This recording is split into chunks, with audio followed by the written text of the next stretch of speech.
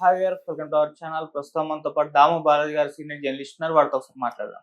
Sir నమస్కారం sir. నమస్తే. Sir భయ్యా సన్నీ యాదవ్ ప్రముఖ తెలుగు యూట్యూబర్. అతన్ని ఇప్పుడు పోలీసులు అరెస్ట్ చేయడం జరిగింది సార్. అంటే ఇతను వేరే దేశాలకు వెళ్లి ట్రావెలింగ్ చేసిన వీడియోలు పెట్టారు. ముఖ్యంగా పాకిస్తాన్‌కి వెళ్లి చేసిన వీడియోలు పెట్టడం జరిగింది.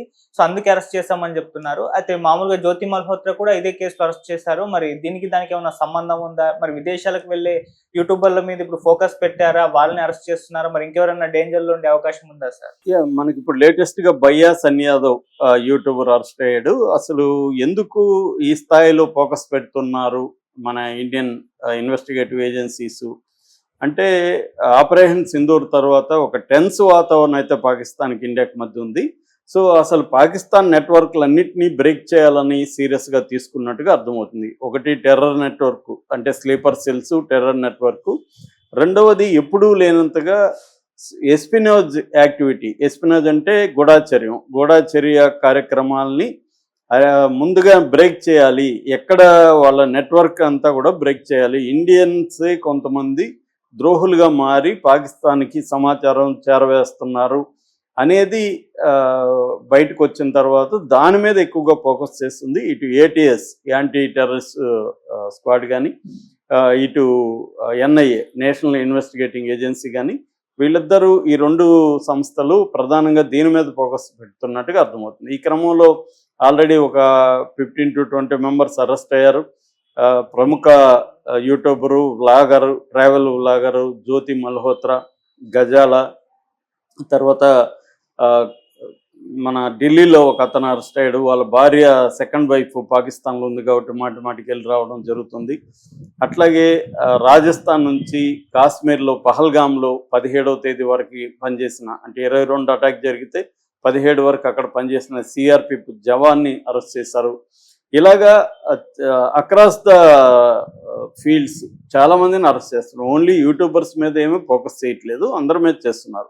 అంటే పాకిస్తాన్కి ఏ లింక్స్ ఉన్నా కూడా ఈ మధ్య కాలంలో తరచుగా ఎవరు వెళ్తున్నారు, వాళ్ళ లింక్స్ ఏంటి, ఎందుకు వెళ్తున్నారు, వాళ్ళకి ఏమన్నా పాకిస్తాన్ నుంచి డబ్బులు వాళ్ళ అకౌంట్లో పడిందా, ఇవన్నీ జనరల్గానే పెడుతున్నారు. ఇందులో కొంతమంది మీద డౌట్ వచ్చినప్పుడు వాళ్ళని అదుపులోకి తీసుకుంటున్నారు.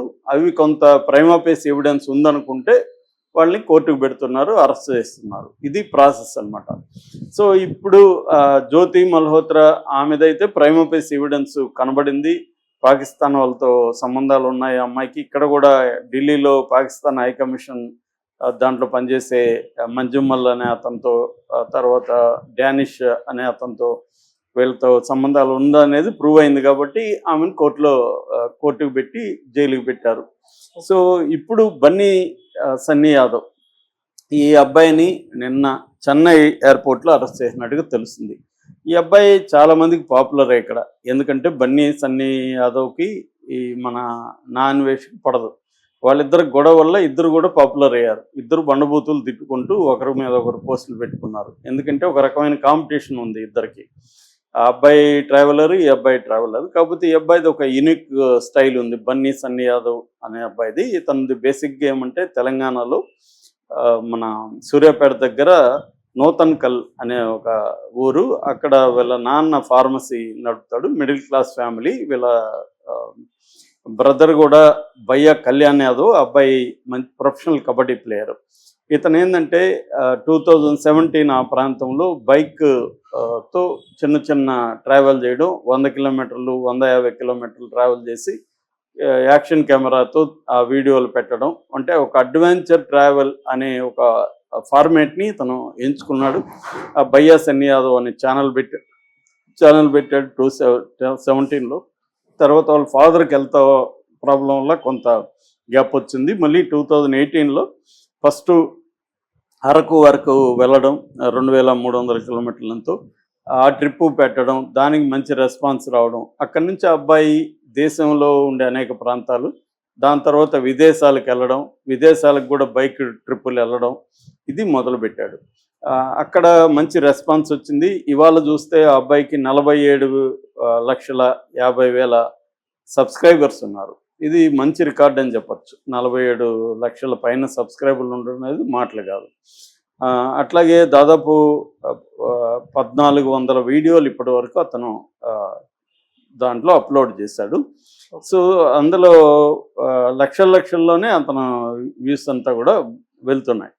సో ఇప్పుడు ఏమైందంటే ఇతను దుబాయ్లో ఉన్నాడు యాక్చువల్గా. ఏది మన పాకిస్తాన్కి ఇండియాకి వారు సందర్భంలో దుబాయ్లో ఉన్నాడు. ఈ లోపల ఇక్కడ ఏమైంది, ఈ ముందు నుంచి కూడా నాన్ వెజ్కి తనకు పడదు కాబట్టి నాన్ వెజ్ తనకి ఎవడెవడైతే పడరో వాళ్ళు బెట్టింగ్ యాప్లు ప్రమోషన్ చేస్తున్నారని గోల చేయడం మొదలుపెట్టాడు. ఈ గోల మెల్లమెల్లగా పెరిగి మన సజ్జనార్ ఎంటర్ అయ్యాడు. సజ్జనార్ ఎంటర్ అయ్యి ఎవరెవరు యూట్యూబర్స్ పెడుతున్నారో వాళ్ళ మీద అంతా కేసులు పెట్టమని పోలీసులకు చెప్పాడు. అలాగా ఇతని మీద సూర్యాపేటలో ఈ నూతనకల్లు పోలీస్ స్టేషన్లో ఒక కేసు నమోదైంది. కేసు నమోదైన అట్లాగే మన ఇంకొక దగ్గర కూడా హైదరాబాద్లో మియాపూర్లో కూడా కేసు నమోదైంది. సో ఇలాగా కేసులు నమోదైనప్పుడు ఇతన్ని పిలిపిద్దామని నోటీసులు ఇద్దామని చూస్తే ఇతను లేడు, విదేశాల్లో ఉన్నాడని తెలిసింది. దాంతో ఇతని మీద లుకౌట్ నోటీసులు జారీ చేశారు. సో ఇది బేసిక్ కేసు. ఎప్పుడైతే లుకౌట్ నోటీసులు జారీ చేశారో ఈ అబ్బాయి దుబాయ్ నుంచి పాకిస్తాన్ వెళ్ళిపోయాడని చెప్తున్నారు డైరెక్ట్గా. అంటే అతనికి ఇక్కడ నుంచి వీసా దొరికేది లేదు కాబట్టి అక్కడికి వెళ్ళిపోయి అక్కడ బైక్తో తిరుగుతూ ఇండియా నుంచి నేను పాకిస్తాన్కి బైక్ మీద వచ్చానని చెప్పుకున్నట్టుగా చెప్తున్నారు. మామూలుగా నాన్ వెజ్ విమర్శ ఇదే, ఇతను బైక్ మీద ఆ దేశాలకు వెళ్ళడు, కొంచెం వెళ్ళి బైక్ని షిప్పుల్లో ఆ దేశం పంపించి అక్కడికి ఇతను ఫ్లైట్లు వెళ్ళి నేను అక్కడి నుంచి బైక్లోనే వచ్చానని అబద్ధాలు చెప్తాడనేది అతని ఆరోపణ. అది తప్పని ఇతను నిరూపించడానికి ఇతనే చేశాడు. సరే, ఆ కూడా మనకు అనవసరం. సో ఏదేమైనా దుబాయ్ నుంచి ఇప్పుడు పాకిస్తాన్కి వెళ్ళి పాకిస్తాన్లో ఉన్నాడు ఇప్పటి వరకు. మళ్ళీ ఇప్పుడు పాకిస్తాన్ నుంచి దుబాయ్ మీదుగా ఎట్టొచ్చాడని తెలీదు, చెన్నై ఎయిర్పోర్ట్లో వచ్చాడు. ఎప్పుడైతే లుకౌట్ నోటీసులు ఉన్నాయో ఇమీడియట్గా పోలీసులకి వాళ్ళు ఇన్ఫామ్ చేశారు చెన్నై ఎయిర్పోర్ట్లో. సో దాంతో ఎన్ఐఏ రంగంలో దిగి ఎన్ఐఏ తనని తీసుకెళ్ళి ఇప్పుడు ఢిల్లీలో విచారిస్తున్నట్టుగా తెలుస్తుంది ఎన్ఐఏ ఆఫీస్లో. సో ఇతని మీద బేసిక్గా 3 రకాల అలిగేషన్స్ ఉన్నాయి. నెంబర్ 1, నేను ఇందాక చెప్పినట్టుగా బెట్టింగ్ యాప్ని ప్రమోట్ చేస్తున్నాడు అనేది నెంబర్ 1. నెంబర్ 2, ఇతని సెక్యూరిటీ అంటే ఎస్పినోజ్ యాక్టివిటీస్ పాకిస్తాన్తో ఇప్పటివరకు అతను 5 సార్లు పాకిస్తాన్ వెళ్ళాడని చెప్తున్నారు. సో 5 సార్లు ఎందుకు పాకిస్తాన్ పదే వెళ్తున్నాడు, పాకిస్తాన్ నుంచి అతనికి ఏమన్నా డబ్బులు వచ్చాయా, ఇతనికి అక్కడేమన్నా మన సెన్సిటివ్ ఇన్ఫర్మేషన్ పాకిస్తాన్ వాళ్ళకి అమ్మాడా, ఇలాంటివి రెండవ అభియోగం. మూడవది ఇంటర్నేషనల్ ట్రావెల్కి సంబంధించిన కొన్ని రూల్స్ పాకిస్తాన్తో మన వాళ్ళు పెట్టారు. అంటే పాకిస్తాన్ వీడియోలు ఇక్కడ అప్లోడ్ చేయొద్దండి, ఇక్కడ వీడియోలు పాకిస్తాన్కి వెళ్ళేట్టుగా అప్లోడ్ చేయొద్దండి అని రూల్స్ ఉన్నాయి. కానీ అదేమి లేకుండా తను నిన్న మొన్న కూడా పాకిస్తాన్ వీడియోలు వరుసగా పెడుతున్నాడు. నేను వాఘా బార్డర్లో ఎలా వెళ్ళాను, నన్ను అక్కడ ఎట్లా ఆపారు, పాకిస్తాన్లో ఏం జరుగుతుంది, ఇవన్నీ పెడుతున్నాడు. అంటే ఒక పక్క పాకిస్తాన్కి ఇండియాకి వారుండి పాకిస్తాన్ పేరు వింటేనే బగ్గుమంటున్నారు. చివరికి మైసూర్ పాక్లో పాక్ ఉందని చెప్పి దాన్ని కూడా మార్చేసే అంత ఉన్మాదం ఇక్కడ ఉన్నప్పుడు ఈ అబ్బాయి దాన్ని ఆలోచించుకోకుండా ఇతనేమనుకుంటాడు, ఇప్పుడే పెడితే మన వ్యూస్ ఎక్కువ వస్తాయనుకొని పెట్టాడు. అది కొంత సాహసమే అని చెప్పాలి.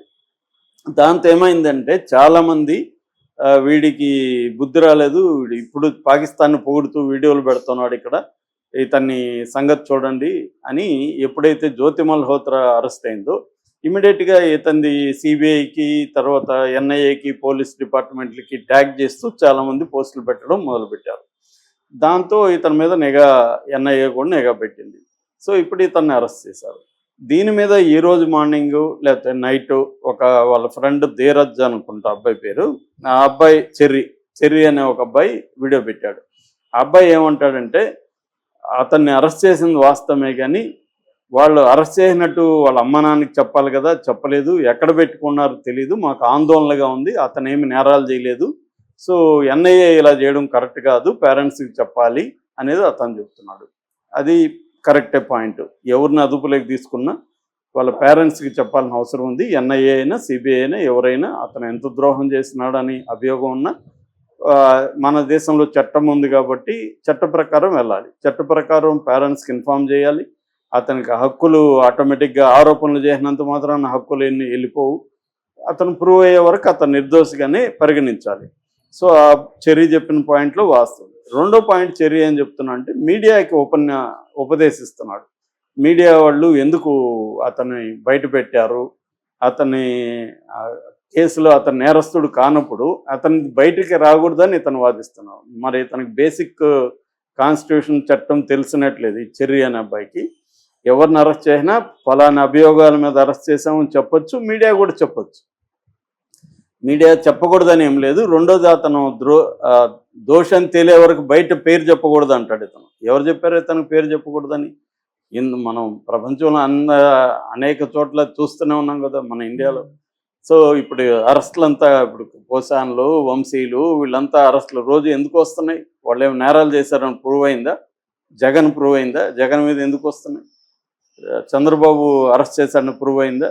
కాబట్టి ఇక్కడ ఏంటంటే అరెస్టు అయినాక కోర్టులు దాన్ని ఓపెన్గా డిస్కస్ చేస్తాయి. కోర్టు ఇప్పుడు లైవ్లో కోర్టు డిస్కషన్స్ అంతా వస్తున్నాయి.